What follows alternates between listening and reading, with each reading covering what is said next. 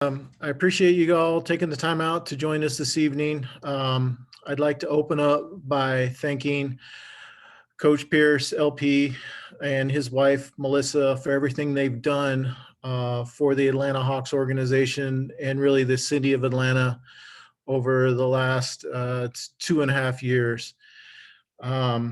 Anytime you make these decisions, they're never easy and they're very difficult.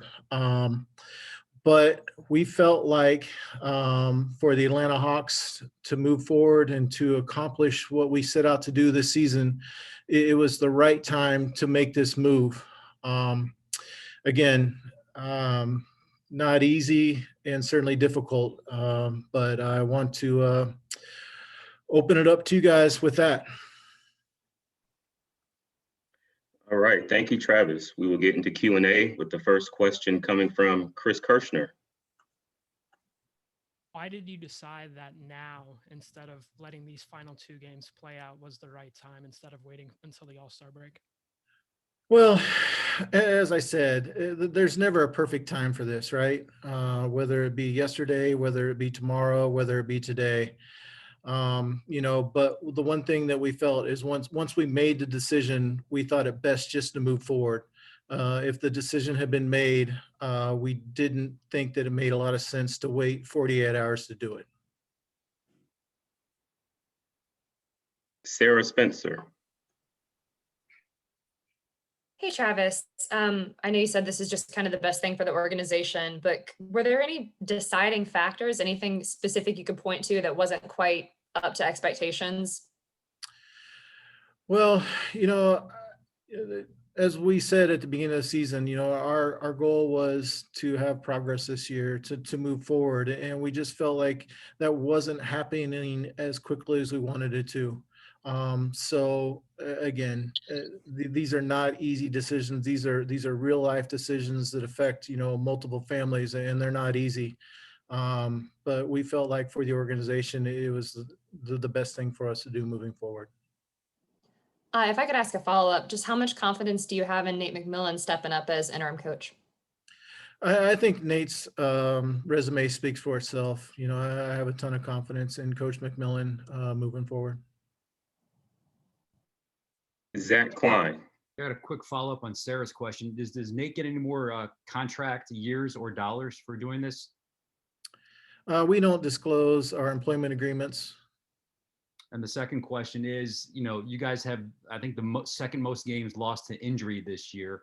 Argument can be made that Coach Pierce, Travis didn't have a full complement of players. How could you assess what he's done, knowing that the pieces you built him during the offseason were never at his disposal? Yeah, no question.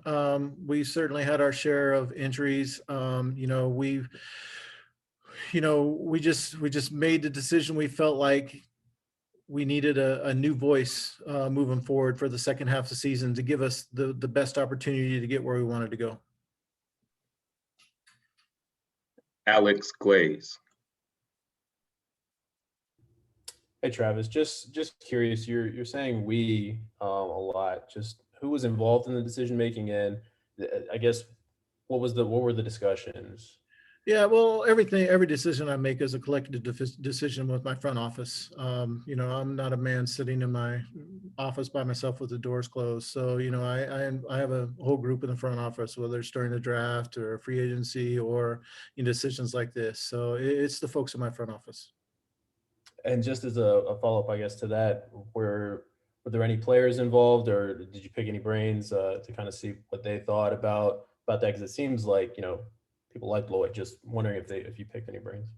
Yeah, no, certainly didn't go around to each player asking their opinion on stuff, but I certainly am around the team, especially this year with the COVID situation. I've been with the team all year long.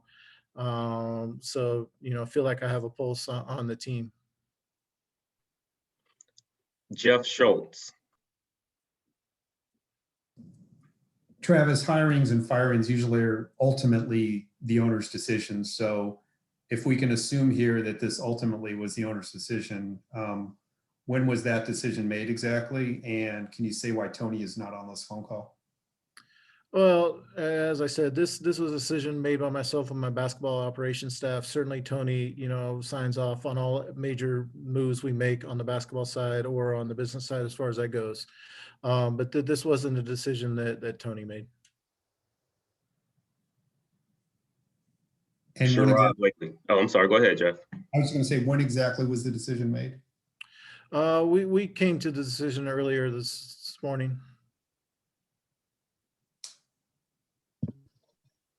Is there any Sherrod. reason why I'm sorry. Is there any reason why you guys allowed your coach to go ahead and? Yeah, listen, as I said, there's never a good time. By the time that, we got to practice and everything done, I just waited till we got back to the hotel and I sat down with LP.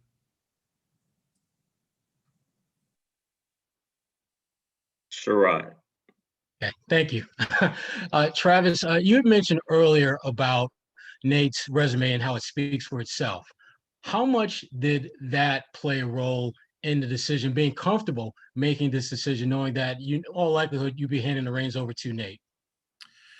Well, so when we made the decision, we weren't 100% certain that, we'd be handed over to Nate. Listen, I 2.5 years ago, hired LP, and I hoped that we'd be together for a long time, and certainly wanted it to work out. And when Nate joined us last year, certainly didn't envision being in the situation we are today. But I guess to answer your question, it is, I suppose, a comfort knowing that we have an experienced head coach, to answer your question. And along those same lines, with Nate taking over on an interim basis, and you had mentioned that, contractual stuff, that's private, I get that. But were there some basketball concerns that you had to address with Nate to make him feel comfortable taking over this job interim? And if so, what were some of those basketball concerns, if he had any? Not really. To be completely frank with you, Nate and I, we didn't speak a whole lot. This afternoon after we got back from practice, and I sat down with Coach Pierce, and we talked. He wanted to speak to his coaches, and I told him our hope was that Coach McMillan would take the job, but he wanted to speak with him first, and I respected that. And then I talked to Coach McMillan. So there wasn't a lot of concerns on his end by the time we spoke. He was aware of the situation. Okay. Thanks. Charles Odom. Revisiting, you saying you acknowledge obviously that there's been a significant number of injuries this year.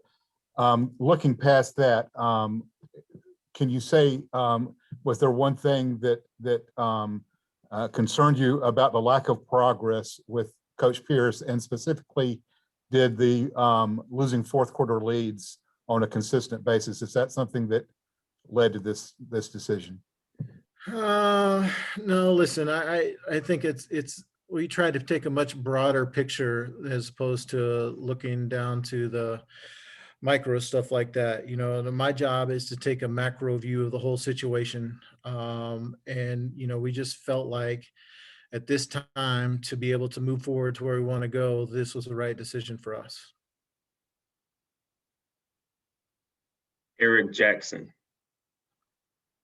Hey, Travis. I know you said this was a group decision, but what has the conversation been like between you and Tony just leading up to today's announcement? Obviously, he's supportive, but wondering if you could share a glimpse into the direction of the franchise from his point of view. Well, I don't think it's any secret. Tony is very passionate and wants the organization to be successful. And he's willing to give us all the resources that we need to be able to do that. And up until this point, in my tenure here, he's been extremely supportive of any decision I feel like we needed to make. And this was the same situation here. Thanks. Terrell Thomas. Hey, Travis, two-part question. Have you had a chance this evening since the departure of Coach Pierce to speak to any of the players? Have any of the players reached out to you? And what will you be looking for? Do you have any hope that Coach McMillan will take the job on full term and remove the interim tag? Yeah, so we were able to reach out to all the guys on the team, between myself and the staff, and then I saw some of them here at the hotel. And we plan obviously to meet with them tomorrow with a group. Obviously been busy returning texts to a lot of you guys and a lot of other people around the league, as you can imagine. And then as far as the interim tag, listen, we'll cross that bridge when we get there. I have the utmost confidence in Coach McMillan, but let's go ahead and get through the first few weeks here, and then we'll worry about that once we get there. Thank you. Jared Weiss. A lot of franchises, when they go through a rebuild, they want to bring in a coach that they know will be able to develop the young talent as it's coming in. Do you feel like at this point that you're at a transition where you want to look for in your next head coach that becomes a permanent head coach, someone that can really turn this and build the winning habits and turn this into a winning club and that has experience in winning? Well, I mean, I guess it's kind of an open-ended question there, Jared. We, Listen, right now, we feel like Coach McMillan's going to give us the best chance that for the goal we set out for this year, which is to get into the expanded playoff picture. Fred Khalil. Yeah, Travis, how tough is it for you to have to fire the guy that you hired that you thought was going to be the guy of the future here? Yeah, listen, I don't know if you guys in your jobs ever have to let people go. I've been fortunate or unfortunate enough, however you look at it, to be in a position to have to fire people in the past. And I can tell you it's an extremely difficult thing because you're not talking about one person, you're talking about their family. And a situation when you start talking about coaches, you're talking about their assistant coaches, you're talking about their video staff. So, a decision like this, I certainly don't take lightly. I've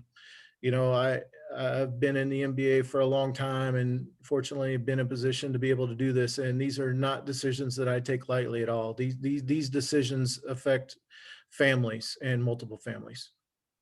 Thank you. Gary Washburn.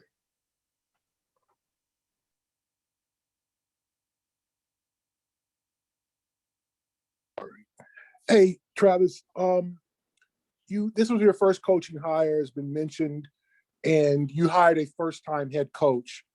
Was there something that didn't develop that you wanted to develop in terms of a coaching style or the command, or did something kind of drop off over time? Like, how did kind of the culture, how did the culture form, and did it form in the way you wanted it to form, or was there something that you said, okay, things just never developed? Yeah, listen, these decisions, they're difficult, man. You're there every day, you're watching, you're evaluating, and it just felt like we needed a new voice to take that next step. And like I said, there's never a good time to make that change. But just the sense that I had with my staff who, are around every day, it felt like we needed to make that change so we could make that next step. And I know that's probably vague, but I mean, that's honestly the truth. Dan Matthews. Travis, to kind of go off of that too, I mean, how much of this is on the guys who have been here, like Trey, John, and others that you drafted, but also too, I mean, players that you brought in this season to hopefully be able to put you over the top and get into the postseason? Yeah, listen, I don't think that you would go down any person on a roster right now, and if they were being honest with you, they tell you that they've overproduced or had a great season. I think when you go down the line, like that's starts with me, right? Like I'm at the top, so that starts with me. But I think if you would have an honest conversation with all our players, they would tell you the same. Like we haven't lived up to expectations on where we thought we'd be as a team. And I think if you ask them individually, they're not happy with the way they performed. It's unfortunate, but I think that's the truth as well. Thank you. Chris Vivilamore. Travis, the fourth quarter issues have been well documented, and I'm wondering, when push comes to shove, is that kind of what you were looking at to see the failings on where this team could get better? I'm not going to say that was the ultimate reason. I mean, certainly, obviously, in this business, it all comes down to wins and losses, right? And that's when the fourth quarter matters. So from that aspect, it certainly is a factor, but I don't think that that's the sole reason. I just feel like for us to be able to accomplish what we set out to do this year, that this was the right time to make this decision. Kevin Taylor. Hi, Travis. Just a couple of questions right quick. Number one, going into the game tomorrow, are there going to be any other meetings between you as management, Nate McMillan, the players, and so forth before the game? Yeah, Coach McMillan and I will sit down tomorrow morning with the players for our first official meeting with them. Like I mentioned earlier, we've spoken with all of them this evening, but we'll have our first full team meeting tomorrow morning. Okay, and then the second question I had is, you talked about how difficult of a decision this is from a coaching standpoint, a team standpoint, but Lloyd Pierce has been your friend. And of course, we all know he was your first hire, but just talk about from an emotional standpoint that this has been difficult for you by him being your friend. Yeah, listen, like I said, it's certainly not an easy decision, and certainly not one that I took lightly. So it's been a taxing day. Thanks. Alec McQuaid. Hey, Travis, you keep mentioning that you were hoping to get a new voice for these players. When Nate took over earlier in the season, did you notice the players react in a different way for those couple of games that he was in charge? I mean, it was such a small sample size, right? 3 games. So it's tough to really say. I think in regards to Nate, what I would say is that, he has that presence about him. He has that experience about him. So we have the confidence that, he'll be able to hopefully bring that out of our guys with his own presence, with his own confidence. But I think it would be pretty, I don't know what the right word is, but I don't know that you can say that you get a good read on a person just from watching them coach 3 games, I guess. To follow up on that, did you pick up on anything? I know you just said small sample size, but was there something that stuck out to you?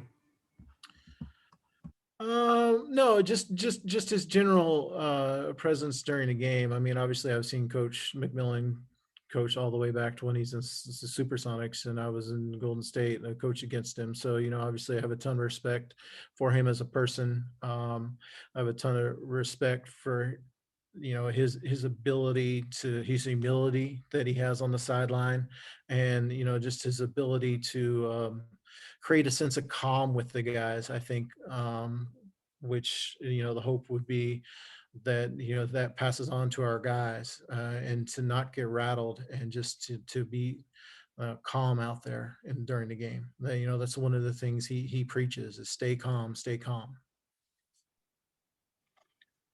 Chris Kirschner. How challenging has it been for yourself to evaluate the meaningful progress that you guys wanted to make this season with the amount of significant injuries you guys have had?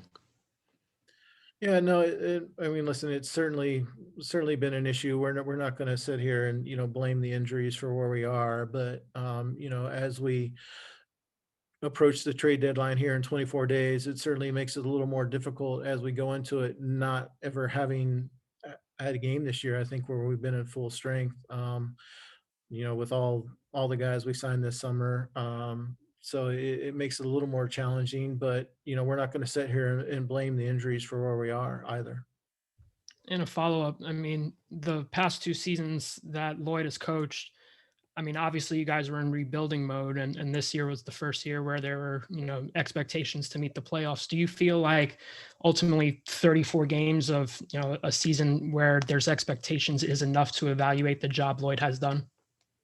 Well, as I mentioned, when you make these decisions, man, there really isn't, there is no good time, no good place. But once you make that decision, I just feel like you owe it to everyone to go through with it, and that's what we did. Sarah. Travis, obviously this is a crazy season in general, and now you have a kind of coaching shift. What gives you confidence that you guys still can get into the playoffs or the play-in tournament or whatever it may be? Well, I think the fact that we have 38 games left and we're 3 games out of 6th or 5th right now. So we have Yeah, you're 11th right now. yeah, but we're 3 games out of 6th or 5th. Is that correct in the standings? So the point being, we have a ton of basketball to play, and we're still right there. It's not like we're 10 games out of the playoffs or anything like that. We're a couple games out. So you have one good week and you're right back into it. Zach Klein. You set up my next question, Travis, because you are only 3 games out of the 5 seed. There are nearly 40 games left. What's the downfall of waiting and making this decision at the end of the year when over this next 3-4 weeks, the goal is to get to the playoffs? Your guys will be coming healthy, and why not just wait? Well, as I mentioned, I think as soon as you come to the rationale that, it's time to make a change, I just think it's clean and better for everyone involved to make that change. I think we've got 3 more. First from Jeff Schultz. Travis, unless I missed it, you've said, once you come to that decision, make that rationale, you just go ahead and make the change. But I don't know if you've really specifically said how you reached that conclusion yet. If with all those other guys not being in the lineup. Yeah, no, I think, Jeff, the big thing is just judging how we felt things were going. From where we started, and then we had the injuries, and then just kind of the trajectory on, we felt like we needed to have some sort of change to change the trajectory, if that makes sense. And then the other thing is, again, unless I missed it, what was Lloyd's reaction? I mean, I know the other day when he spoke, in some ways there was some sense of inevitability maybe, but obviously he had just come back from a practice today. And yeah, I mean, I won't go into great detail about my private conversation with him, but I will tell you that he handled it as about as honorably and gracefully as you would imagine. Thanks. We will go to Alex Glaze. Hey, Travis, just now that the decision has been made and, you've laid out goals for this season pretty clearly, just what kind of pressure do you feel now to reach that? Because, I mean, you made the big decision and now it's like it's on you. How much pressure are you feeling now? Listen, man, anytime you take my job or a coaching job in any professional sport, like there's pressure as soon as you take the job. That just comes with the territory. So it doesn't really matter what day of the week it is, whether it's game 1 or game 82, you feel pressure, trust me. Your kids come home and tell you that the other kids in the school are talking about you. That's when you feel the pressure. I guess, do you feel any more now that than the general, now that you've, laid it out? No, listen, I don't. Like I said, this has been a rough day, just because of everything that's taken place in my relationship with Coach Pierce. But the pressure that I have from the start of the season to today, it has not changed. It's the same pressure. Final question from Tanitra Batiste. Hey, Travis, when Nate McMillan took over as acting head coach, one of the things that Solomon Hill said was that Nate was built for this. And just after the game against the Pacers, Cam Reddish talked about the phenomenal preparation that Nate had for them. Did anyone of the players specifically have any reaction or any comments or share anything when you shared with them the change from Lloyd Pierce to Nate McMillan today? No, I wouldn't say that they, I think most of them were taken back. I don't think they expected to get that phone call. Like I said, it's one of those things. I'm sure that, like most of you guys, it wasn't something that anyone expected to hear this afternoon, I guess. Thank you. Travis, thank you very much for your time. Thank you, everybody, for joining us. Thank you, guys. Thank you. Thanks.